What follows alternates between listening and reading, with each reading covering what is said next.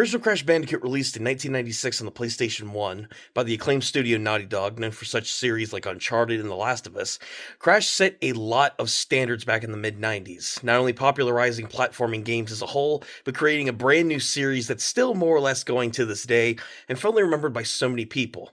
That being said, while the original entry is still a solid game in itself, it still isn't the perfect game to look back on nowadays.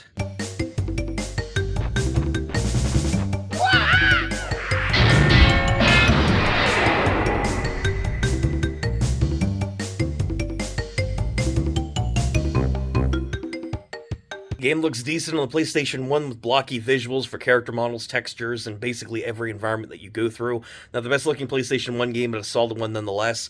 A good soundtrack that matches the vibe of each one of the areas that you go through. A solid story where you play as Crash Bandicoot, a test subject who escapes from Dr. Neocortex, a mad scientist who's creating animals and who is forcibly evolving them, and he has to make his way back to the castle in order to rescue his girlfriend Tawna. The story isn't anything in-depth as most platformers were at the time, but it works well in the context of the game. The platforming itself is incredibly challenging and unique, really cool in that department as well. It makes for a hard-as-nails platformer if you're going for completion, traveling through each of the different areas with Crash's weight and control feeling more tank-like, which is a bit of an issue in this game in terms of the controls, as other later entries like Crash 2 and 3 do this so much better on the PlayStation 1.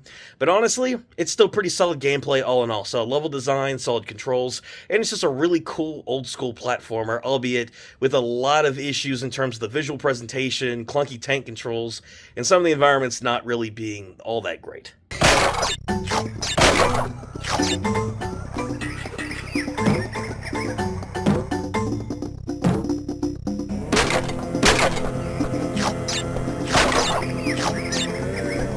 What have I got?